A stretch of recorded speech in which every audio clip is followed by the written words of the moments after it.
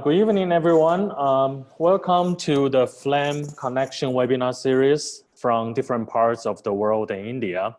I'm Roger Liu. I'm Associate Professor of Political Science here at FLAM University. I'm also the chair of the Center for South and Southeast Asia Studies. On behalf of FLAM University, I would like to welcome you to join today's Connection webinar.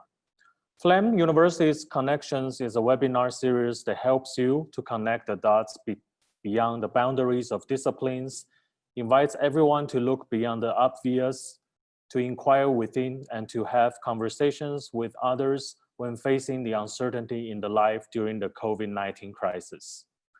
This evening, we're happy to have Dr. Rafiq Dossani here with us for tonight's webinar. Before we begin, I would like to share with you a short introduction of Professor Dossani. Professor Dossani is the director of the RAND Center for Asia Pacific Policy, a senior economist at RAND Corporation, and a professor here at the Pardee RAND Graduate School. He is also a member of the Academic Council of FLAM University. Before that, Professor Dossani was also the director of Stanford University's Center for South Asia and a senior research scholar at Stanford University's Institute for International Studies. Professor Dossani works on education, finance, regional development, security, trade, and technology issues. His recent projects is very wide and I would name a few, includes Academic Medical Center Design in China, Security in the Korean Peninsula, Smart City Development in China, Study in Taiwan's Security and Prosperity, the use of artificial intelligence in elder home health care in Taiwan, and Belt and Road Initiative. BRI, or Belt and Road Initiative, is the most ambitious geopolitical and geoeconomic project launched by Xi Jinping, the General Secretary of the Chinese Communist Party, since he assumed power in 2013. In Chinese word, they like to call BRI as a top-down design or 顶层设计 in Chinese. Well, BRI is just like air, especially in academia and policy-making circle in China. Everybody knows about it, but if you ask anyone about BRI or ask him to define BRI, you will hear different versions of answers. On the other hand, BRI is also a highly politicized concept, or you can say that it has been lost in politics for a long time, when it is caught between the power struggle between the China and the US right now. So we hear terms like debt trade diplomacy, debt for equity, or we hear that, especially from Western media, that BRI actually is a series of forced upon projects for third world countries. But in Chinese media, you will hear different stories that these host countries of BRI actually has been benefiting much from that, and they're happy to accept that. I think the truth is between these two extremes. So today we are happy to ask Professor Rafiq Dossani to share his insight of the research of BRI with us. So sir, I will give it to you. Thank you very much, Roger, for that kind introduction. Hello, everyone. So as Roger pointed out, there's considerable uncertainty about what the BRI is. So I thought it would be useful to make this presentation, giving you a sense of how large it is, why it's important, and then try and explain what its impact will be. It is, as Roger points out, both a political and an economic initiative, but it should be remembered that that is common to all kinds of foreign policy. Pretty much every kind of foreign aid, whether you go back to the Marshall Plan after World War II, or to what happens today, all sorts of assistance is linked to politics. But there are certain features of the BRI that are different, notably the scale and how it's being implemented. And of course, certain criticisms have arisen of the BRI. So I want to talk about those with the idea of really trying to present to you a sense of how important it is. often people in countries outside the implementing countries and the host countries, the BRI doesn't get talked about because it's so diffuse, it's so widespread. Recently, because the United States has taken the view that China is a strategic competitor, the BRI has come more into focus. So with that, let me launch my presentation. I'm going to share my screen with you.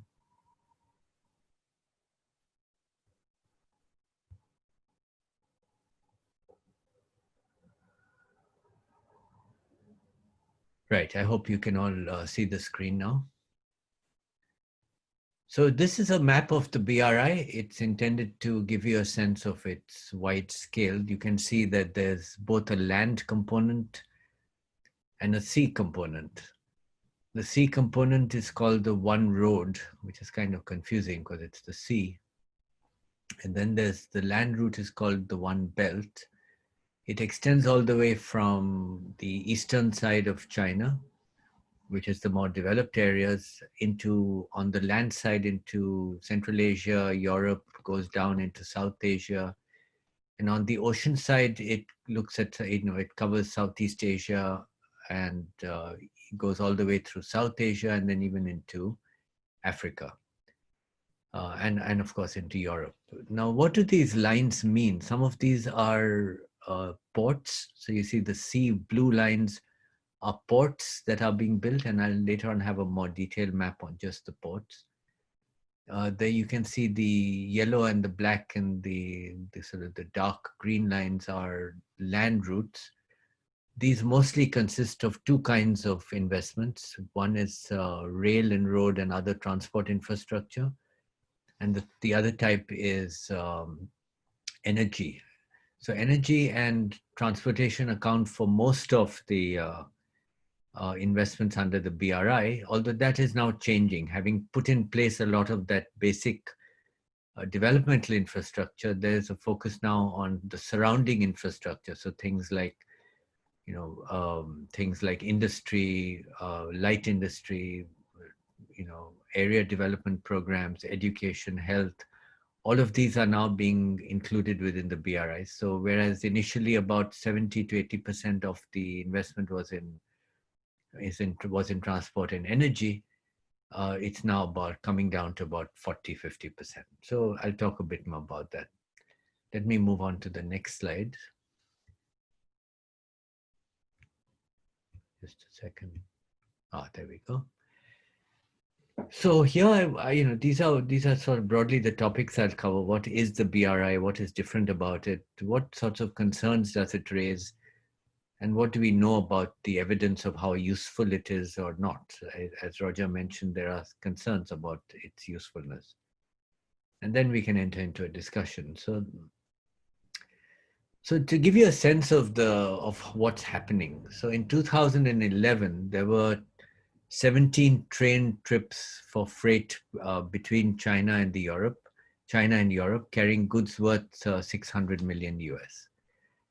And then in 2018, about 5 years after the BRI was begun to be implemented, we see that there were 6,000 train trips between China and Europe carrying goods worth 16 billion, mainly to Germany, to Belarus, Germany, and Poland. The goods carried included cars, electronic items, wine, vehicle, apparel. Interestingly enough, if you look at the vehicles trade, it's high-end vehicles coming in from Europe into China, Mercedes and Audi and so on, and low-end Chinese vehicles going mainly to Eastern Europe. I haven't, obviously this is only part of it. There's an active goods trade to Central Asia as well, which I haven't shown in this slide.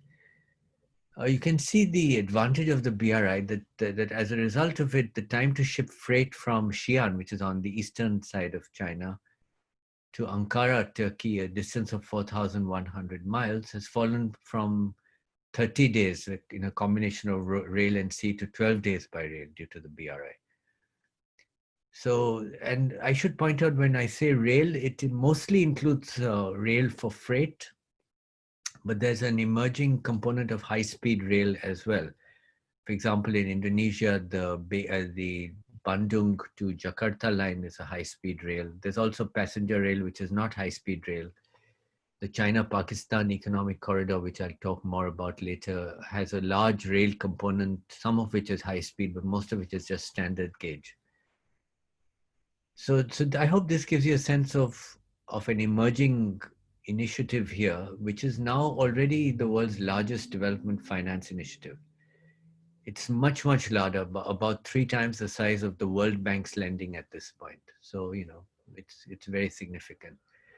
Under this initiative, China has invested so far more than 80 billion in 70 participating countries since the launch of the BRI in 2013.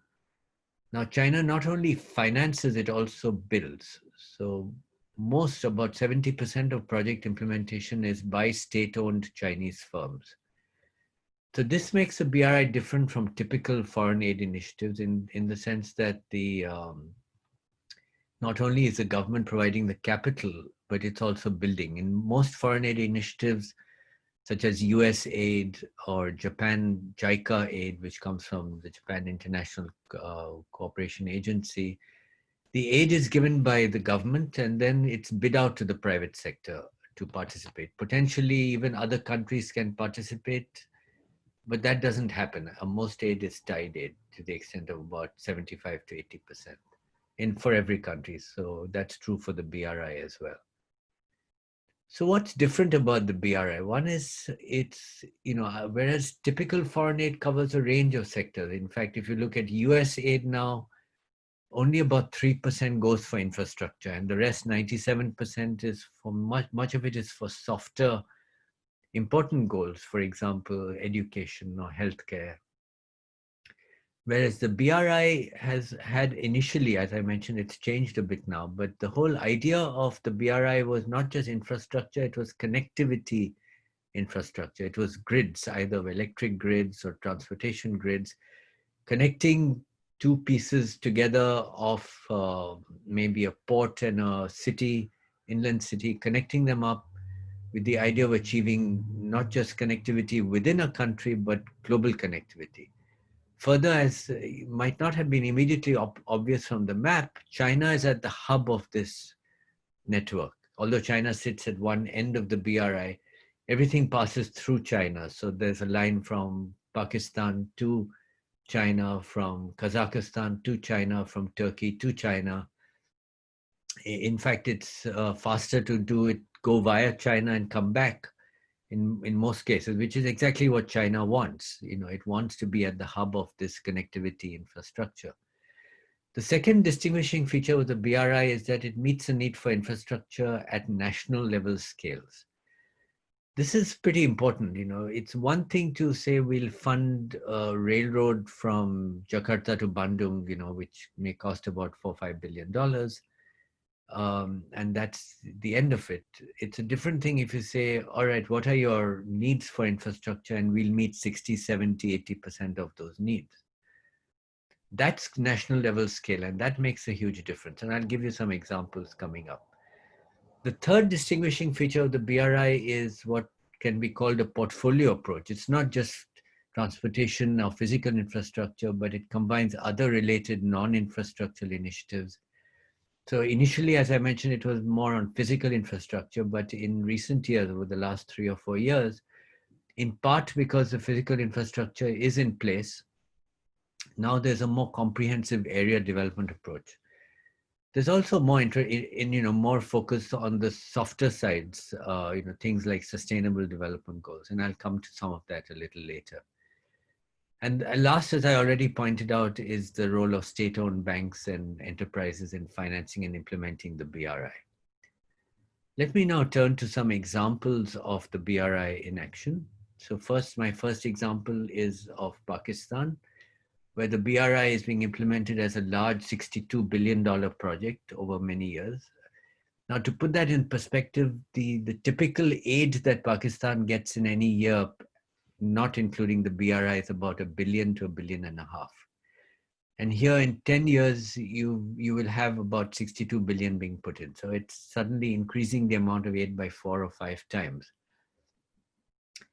Second, as I mentioned, is national level scale and is comprehensive. So there's a fiber optic network, which you can see on the left side of the graph, and it's running alongside the rail network that is being built under the BRI. So fiber communications is an important part of the BRI connectivity network. Now, to give you a sense of the scale, just on energy, 33.79 billion is being invested to raise national electricity capacity from 28 gigawatts to 45 gigawatts. That's a 60% increase. So that's what I mean by national level scale. Just yesterday, it was announced that of that 45 target, already 35 gigawatts has been achieved.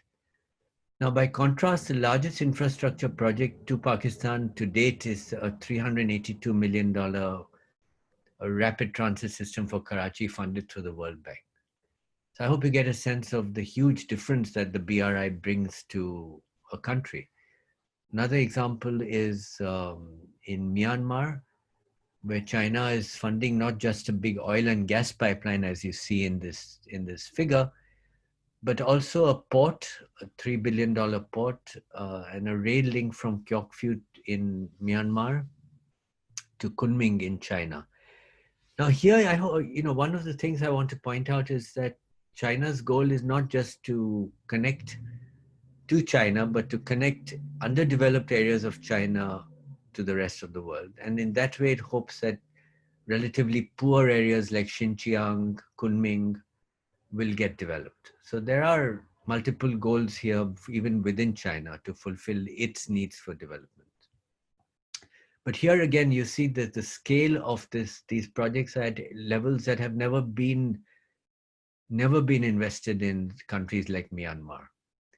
To give you another example of Nairobi, of Kenya, the Mombasa-Nairobi standard gauge railway was inaugurated 2 years ago. It was built in 3 years. That's a typical feature of Chinese infrastructure projects, very fast. They don't pay as much attention to environmental clearances as you might want.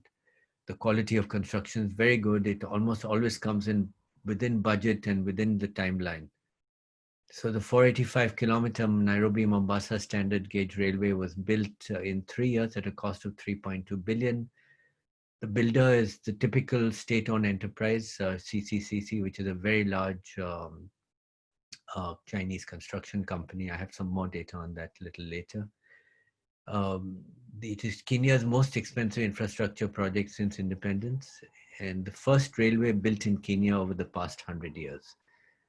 And then from there, you can see the Mombasa, Nairobi in your map on the lower right side. From there, the railway line is already being extended. It will go to other cities in Kenya, for example, Kisumu, but it will also go to Rwanda, Kigali. It is going to go to Uganda, Kampala, and it's going to go to South Sudan, Juba. So all of these will now be connected through this network. So I hope you get a sense of the immense power that this will confer to these countries in terms of development potential. And at the same time, from a Chinese point of view, it will hopefully confer power on them as well. There's some uncertainty about that, as we've seen in Sri Lanka, and I'll come to that later. Let me now come quickly to the maritime component. So the BRI is not just a land corridor, it's also a sea corridor, and mostly that consists of building ports. And around ports, developing the ports around them. So for example, Gwadar port in Pakistan is being developed with industrial zones and energy infrastructure around it as well.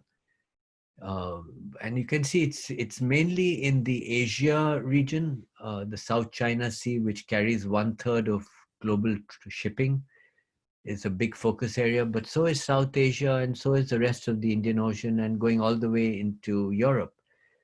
China has purchased a port, the rights to build a port at Piraeus in Greece. It's building a port in Ankara. It's building all of these dots that you see are areas where ports are being built or have been built. Some of them, it looks like there's one in Kolkata, but that's not correct. That refers to Bangladesh, where Sitwe port is being built. And then there's, of course, next to it is what I already mentioned about Kyaukphyu port.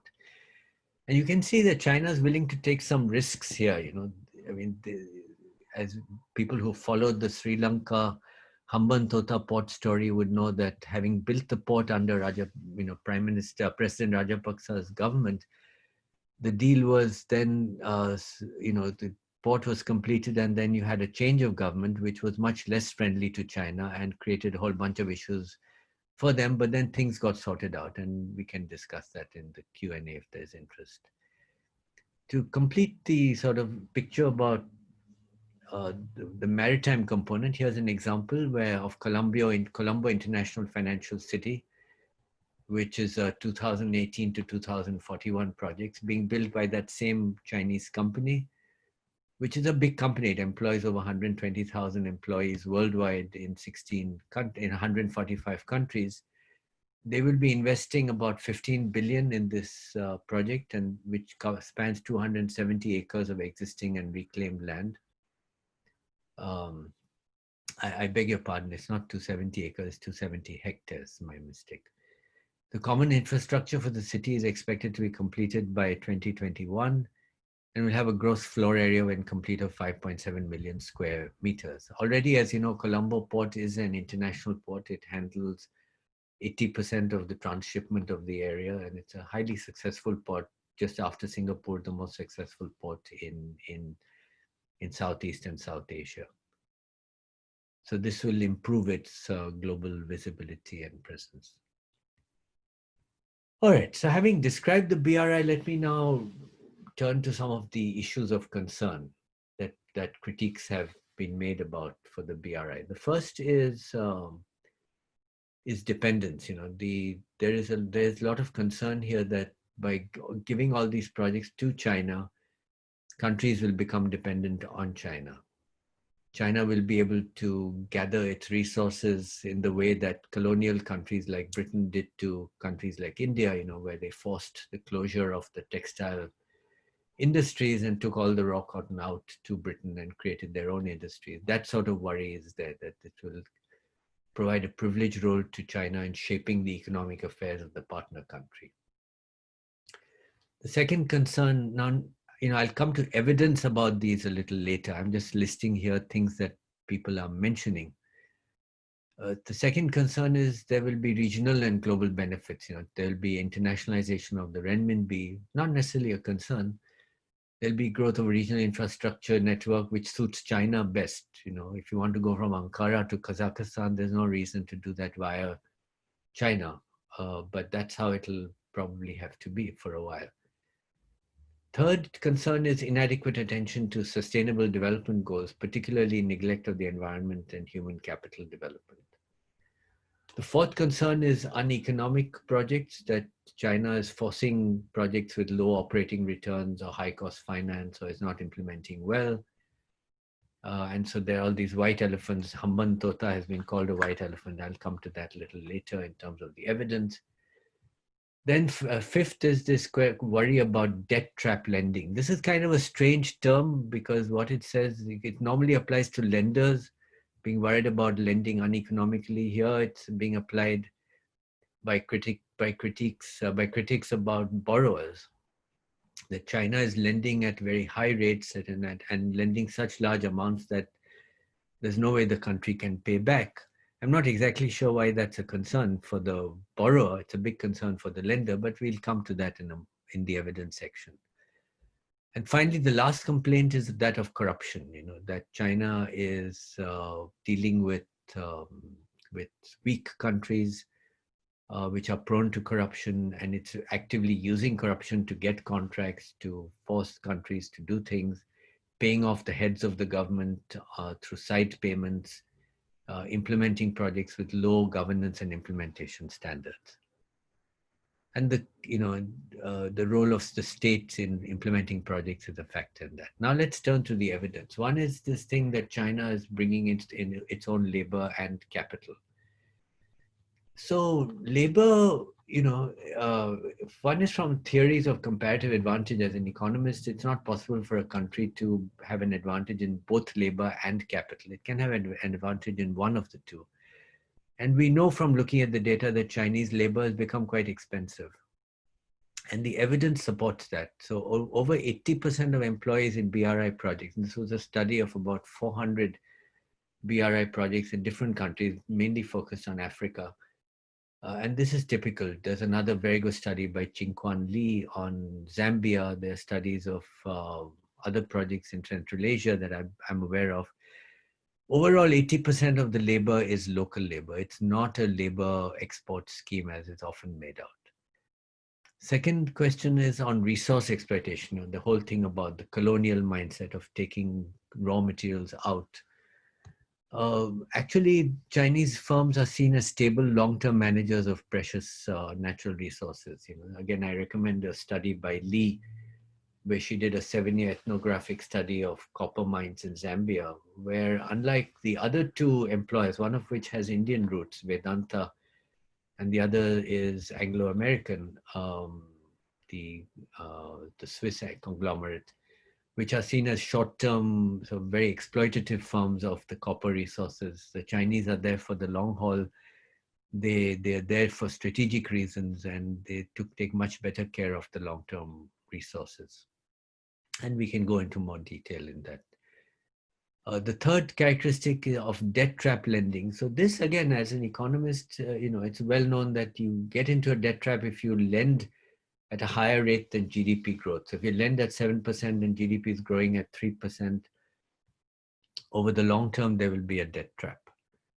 But what we actually know is that most of the loans, about 70 to 80% of the loans, and there's a whole working paper on this that I have that the organizers can share with you if you're interested, along with these slides. So the typical lending rate is 2% or lower. So that matches ODA concessional rates. The World Bank lends at 1.7 to 1.8%. But the key point is that it's well below the GDP growth rate of most borrowers. Most of them are growing at well above 2%. And so there's no question of a debt trap coming up as a result. So, most of these allegations just don't make economic sense and shouldn't be raised in the first place. It makes the people making the allegations look very silly. Then we come to the question of uneconomic projects. And there the most cited example, Hambantota Port, which is, the story goes, was built at 1.2 billion. This was unaffordable when the Rajapaksa government lost power. The Wickremesinghe government stopped the project, defaulted, chose to default, exactly the debt trap project. I said it's a lender's problem, not a borrower's problem. They defaulted, forcing the Chinese to renegotiate the loan. In fact, that is not what happened. Hambantota Port, the project was completed and the Chinese government renegotiated the repayment of the loan into a long-term loan. And that payment is still going on at a lower rate of interest and lower repayments to the Chinese government or one of its policy banks. And then the government of Sri Lanka then turned around and opened up the port for international bidding. This was international bidding that was overseen by a Norwegian firm, apparently highly respectable, high integrity firm.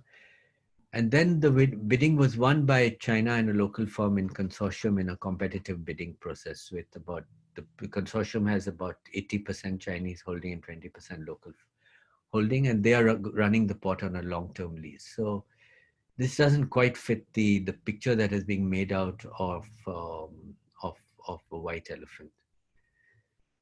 Now, but it's still true that not everything is perfect. One is the commitment to ethical business practice. There's evidence that Lee has shown, others have shown that this is not followed. There are corrupt practices in some cases, particularly where Chinese firms compete with others on an open footing. They follow the practices of other firms.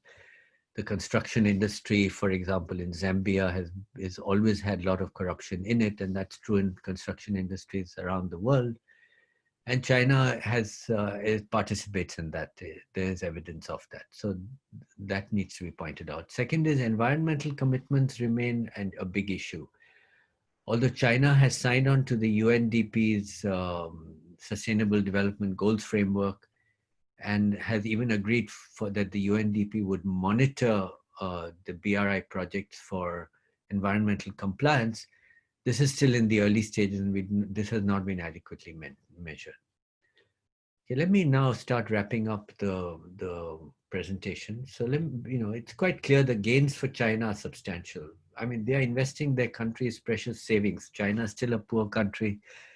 To put numbers like 80 billion, and actually if you add working capital and other loans, it's over 200 billion to date. Or, it's a big investment from a country to other countries. So it has a lot to gain. All the contracts are in renminbi, so the renminbi is slowly becoming internationalized. The Chinese firms will obtain over 70% of the contracts. The BRI network is emerging with China as its hub.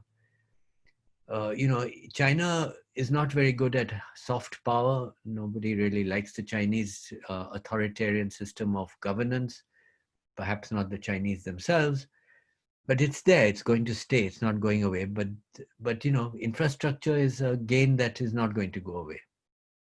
So it will always be respected. It gives a kind of soft power to China. So those are the gains for China. The gains for host countries, they're getting timely, high quality infrastructure at an affordable cost.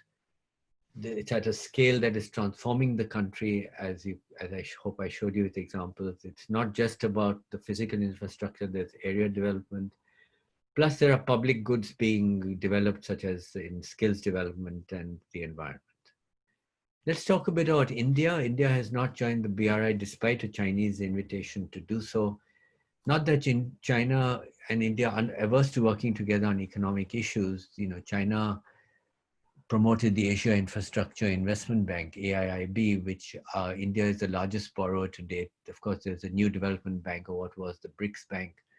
The reason India is not joining is because of CPEC, the Pakistan arm of the BRI, the China-Pakistan Economic Corridor, which has projects in areas of Kashmir claimed by India. But China's response is these are for development. These are not anything but physical infrastructure projects at the moment in these areas. So whoever owns it finally would get something good. There's no reason for India to object. So one could ask whether India is worried about something else, and I'll show you a graph in a moment. America and the BRI, the US has not joined, despite again an invitation to do so. It attended the BRI forum in May 2017, but has backed off since, particularly since late 2017, when the China as a strategic competitor strategy was developed. And since then, the US has been promoting the free and open Indo-Pacific strategy, a strategy that it didn't originate. It was originated in Japan, although Indonesia also claims to have originated the idea. And in fact, Indonesia believes that the Indo-Pacific refers to Indonesia, which is not what the US thinks. So, but that's largely a maritime concept, extends from the eastern half of the Indian Ocean, does not include the Africa-India corridor. And it encompasses countries that believe in fair trade and democratic principles. China sees it as a direct threat to its own initiatives.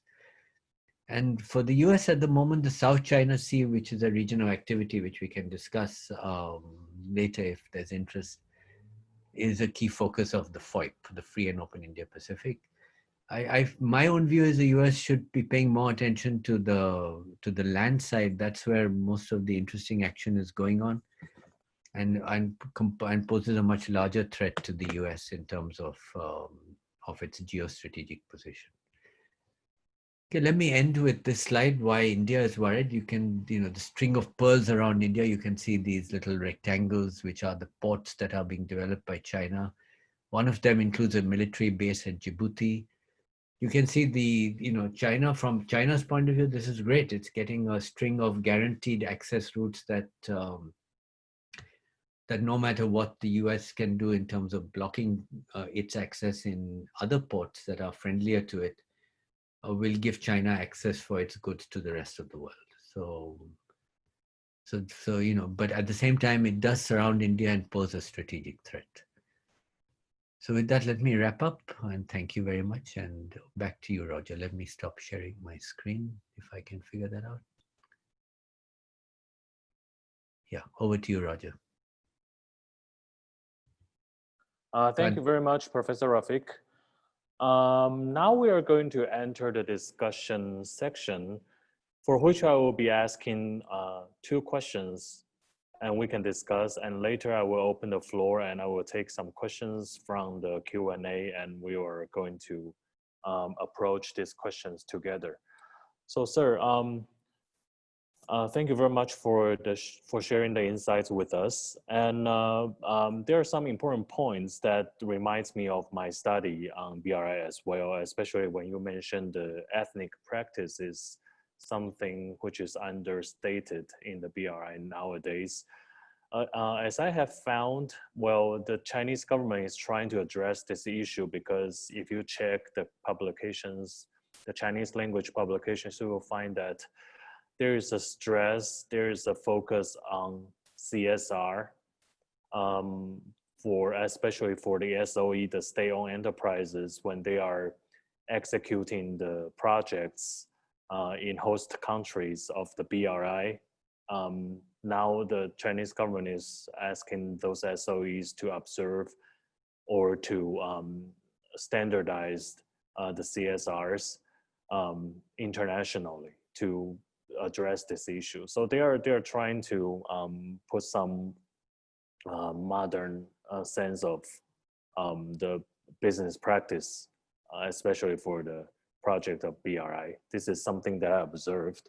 I have gone through the questions, and we will go back to this.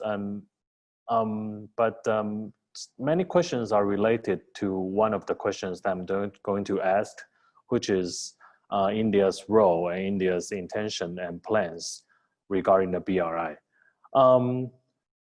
Well, if I'm a political scientist, so if we depart from the perspective of political science or international relations, connectivity actually can be viewed in different sides.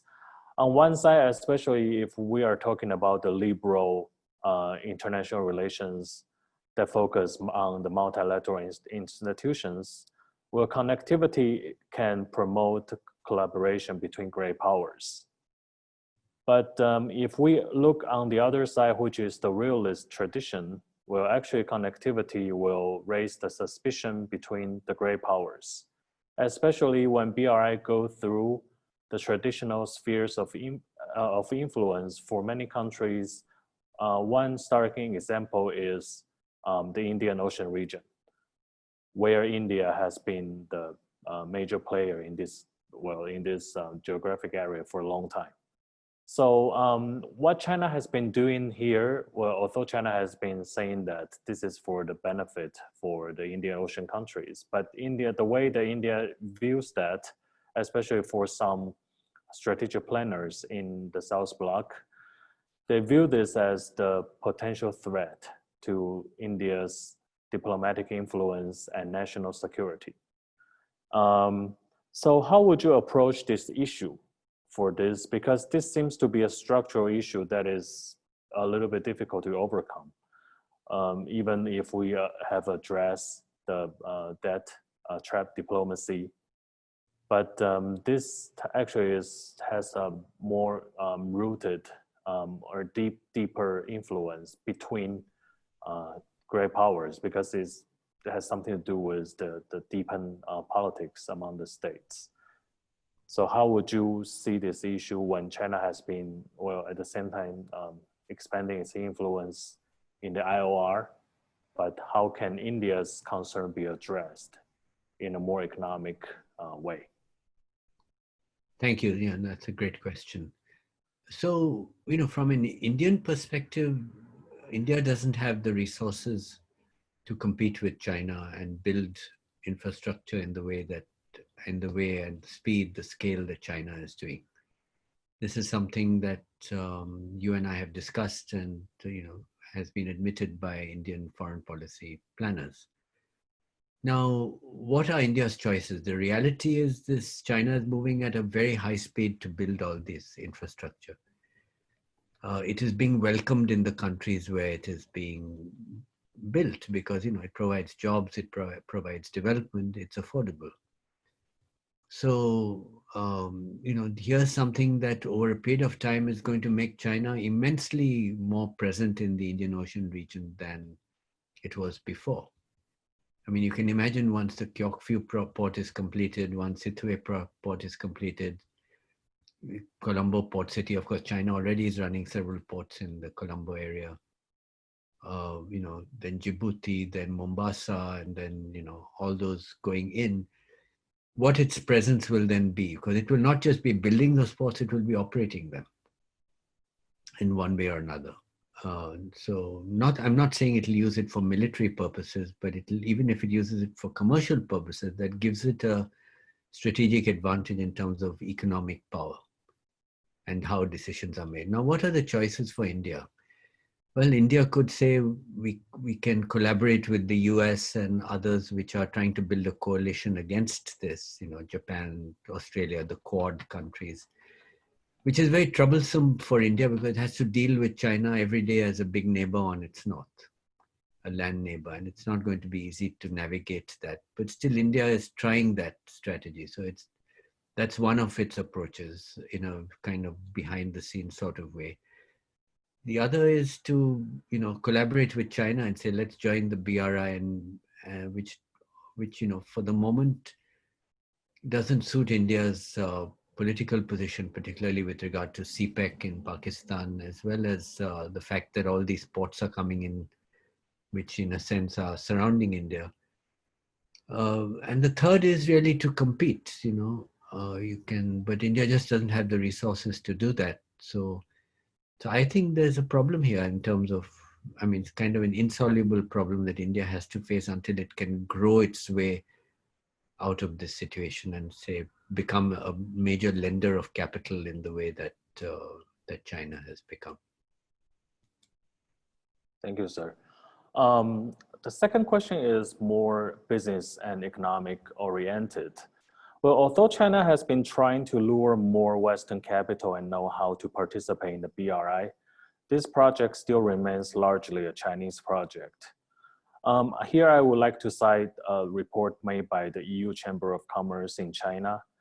They just issued a report January earlier this year, and they found that among the 1,700 plus member firms, well, only a small fraction of these members have earned from participating in BRI.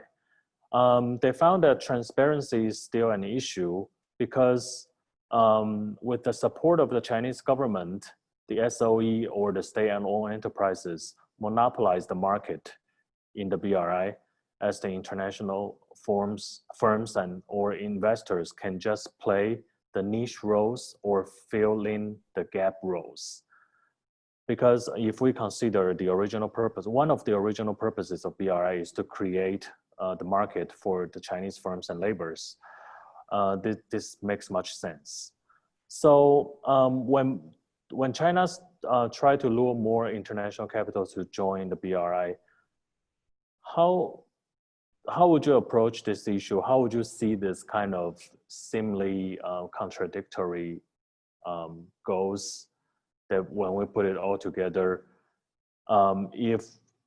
if you are asked to make suggestions of either for the Chinese or other players to broaden the scope of BRI, what will be that? What will be your ideas? The Europeans hardly want to complain that they aren't getting the projects. The history of European foreign aid is even worse than that of China and Japan and America. They monopolize all the projects just for European firms when they give aid. Overall, the global percentage is 75% of aid is tied to that country which gives the aid. But the US and Japan is quite high, but the US has historically not insisted on more than 75%. The Europeans have been much more. So for them to complain, in my opinion, is a bit hypocritical. Still, China is saying it wants an open platform, but actually it's not even giving the business to private Chinese companies. It's all going to large state-owned enterprises in China. Now, China says in public that this is because the others are not coming forward. And I actually was in a BRI discussion in Beijing about 2 years ago, where the head of Siemens Asia, the head of GE Asia, they were all on that forum with me, and so were the Chinese SOE heads.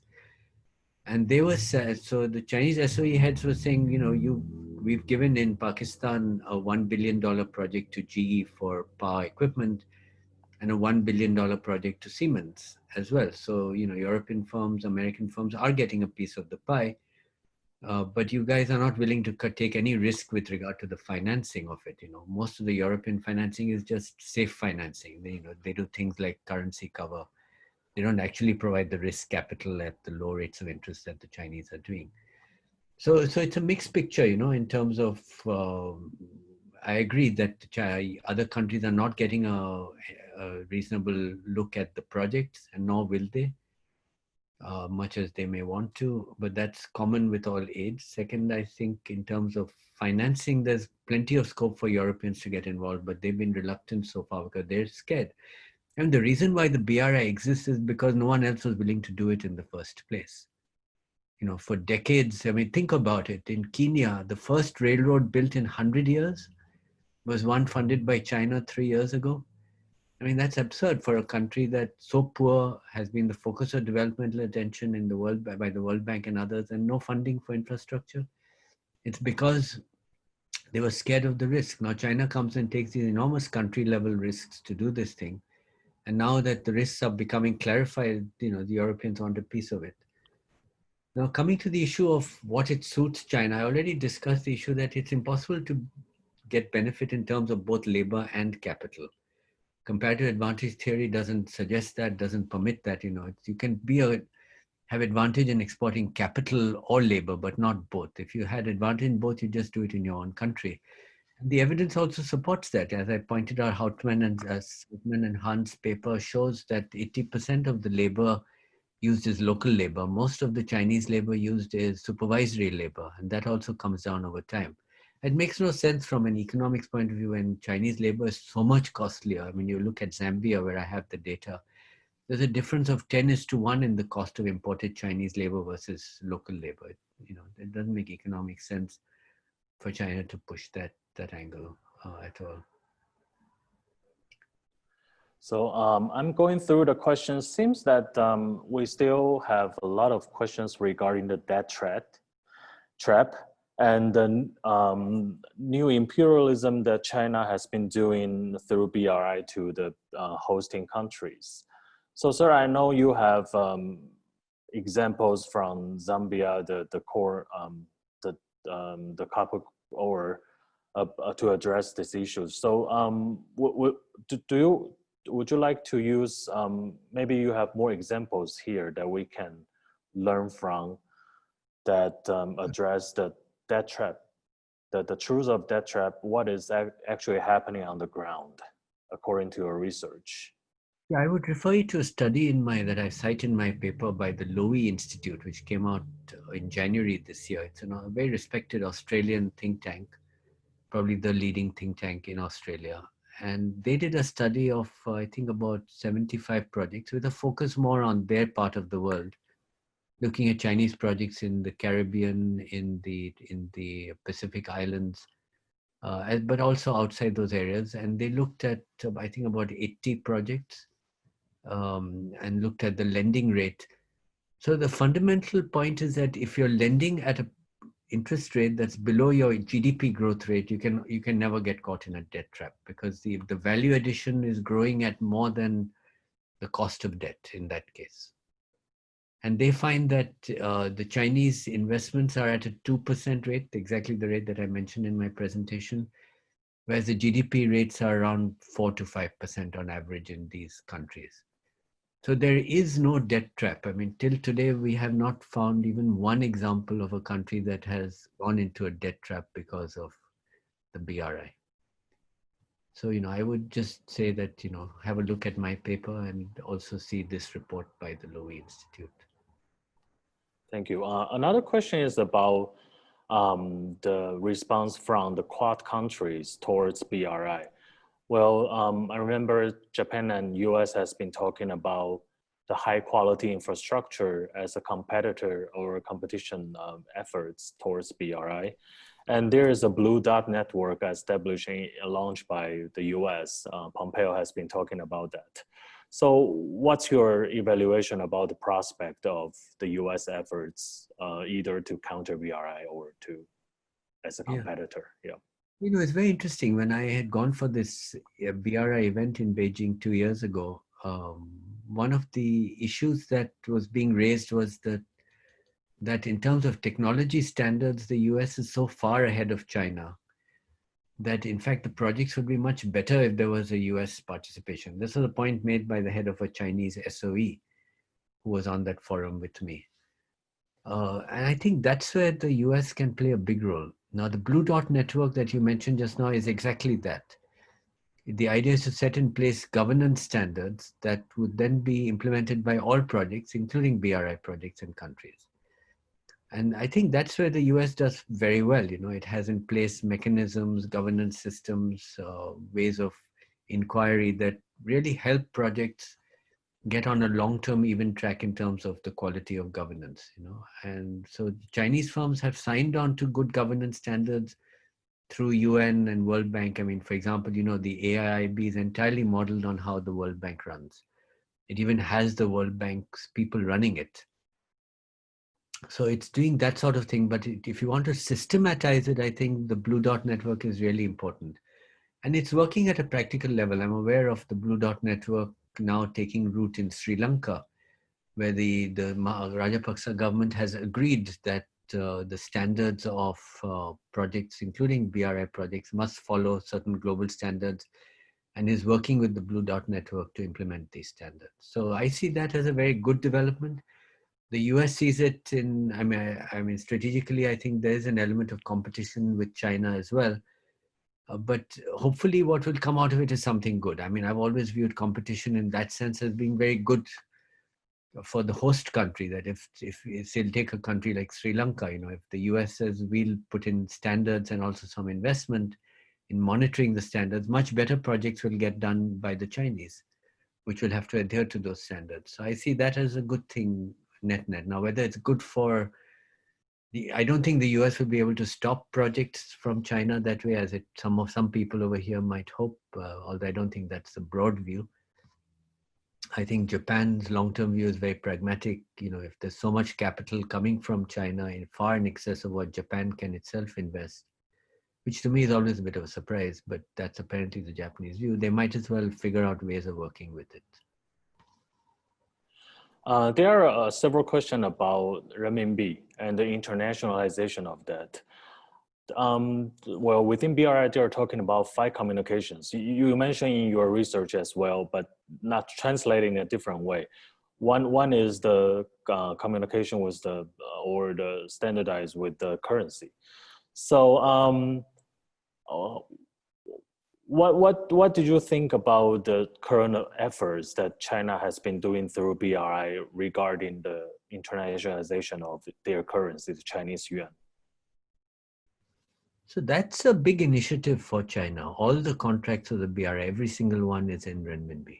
So anything that's purchased, sold, is all, whether it's a labor contract or equipment purchase, it's all in RMB. Now, that's a great benefit to China because it completely allows it to bypass any risk cover that is needed. It's a benefit to the host country as well, because China is willing to accept contracts in RMB without forward covers in RMB. So, it's a huge initiative by China to popularize its currency. Now, the question to ask is, will it actually succeed in making China a global currency, which is the question mark. I mean, there's only one world reserve currency, and that's the US dollar.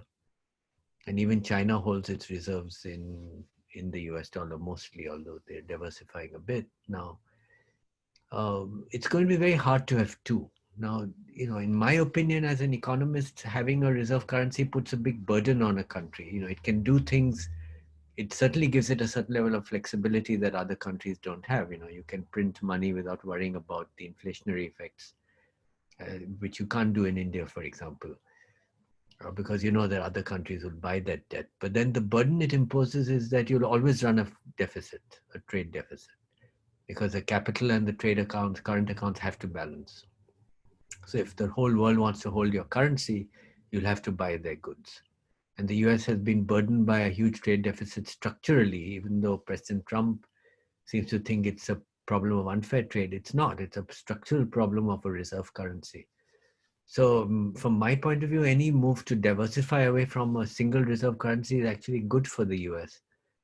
But, I think it'll happen very slowly, if at all. There's an interesting question about the soft power side of BRI. The 5 tenets, the final one actually is the connection of the hearts among the people, the BRI, the people in the host countries and China. So I would like to ask you about this. What would you see, how would you see that the BRI project, which is based on infrastructure in the first place, can promote the connection through culture or especially education? Because there might be some opportunities, education opportunities or exchange opportunities that may be created through this infrastructure projects. Yeah, no, great question, because I think China hopes to develop its soft power that way, but actually China has two big strikes against it for soft power. One is the world doesn't speak Chinese, the global commercial world speaks English.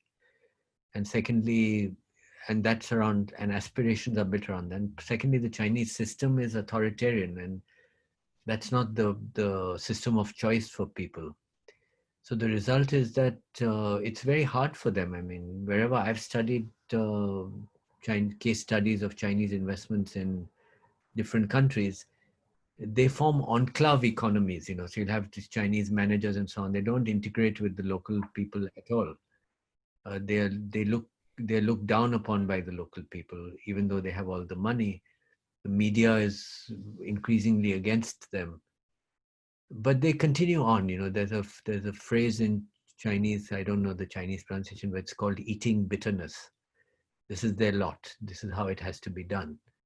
And so they keep eating bitterness and moving ahead in the hope that long term, when the railway is done, when the power project is done, when it's being run by the Chinese, there'll be a change in attitude.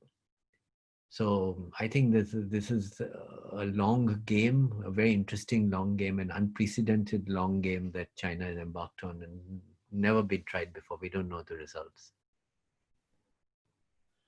A question that I want to ask you is, I would like to hear from you, especially when you are US based, and we have observed that after Donald Trump took office in 2016, actually he took a different stance towards China and the multilateral institutional diplomatic efforts. He withdrew from the TPP, the Trans-Pacific Partnership, and by trying to contain China through multilateral efforts, he tried to attack China directly at its core.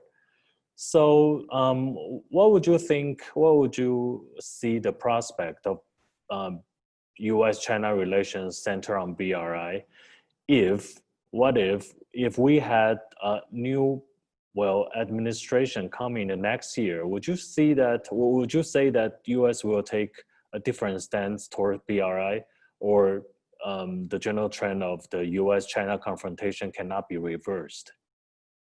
Yeah, I think if a Biden administration comes in, it will be a much more multidimensional approach to China. So China will still be a strategic competitor from the point of view of its system.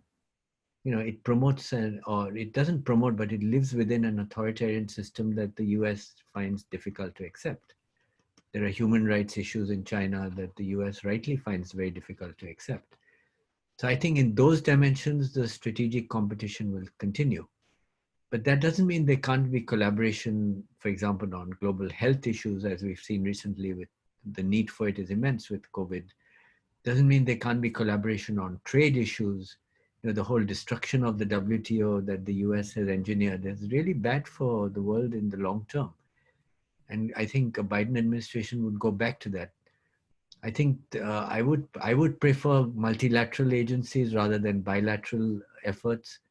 In that sense, TPP, which is a very regional effort, was probably the biggest threat to China that Trump got rid of. And, it was actually a serious threat to China's economic existence. So maybe Biden will try and revive elements of that. So I would hope that it's much more multidimensional. Take on China as a threat from a, political system point of view where it matters. Particularly areas to do with human rights or, and those sorts of things. Or if it tries to export its system as it seems to be doing in some parts of Southeast Asia. But welcome it as a trading competitor, as a trade partner, as a collaborator on environmental issues, on other issues of public health, wherever public goods are concerned. It's too big to ignore, and I think moves to narrow the scope of competition, for example, on the technology front, just don't make economic sense to me. And since we are based in India, I would like to hear from you the possible suggestions that you will make for the India towards BRI, because when I'm doing my field trips in different countries, well, what I heard is that India is one of the reasons that India fears about BRI is that China is trying to use countries like Nepal, like Sri Lanka, to be the forward base to sell their products through India. So this is why India has been suspicious about the BRI, especially around India through the smaller countries. So in this kind of situation, economically or strategically, what do you think that the Indian government and the people can do towards BRI? So I'm a believer in competition, even in even in political issues. I think that China is forcing India to up its game.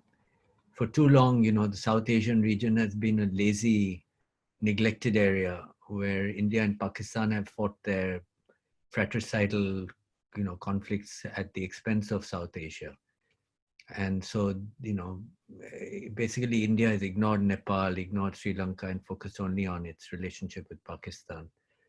And the result has been bad for all the countries. Now, with this administration of Prime Minister Modi, there's been quite a change. There's been a much greater attention to the issues of South Asia. In part, that's because of China. China's forcing these countries to say, look at China, we can do stuff for you that India cannot. China's clearly trying for influence. It wants to be a world power, just like India does, a legitimate ambition on both sides. And it has better resources to do it.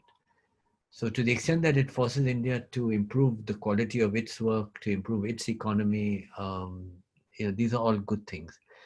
The reality is that in the short term, it's going to be very hard for India to compete on these fronts because, it just can't do for example, what China can do in Nepal in terms of building dams at high speed, transportation links into Tibet and so on.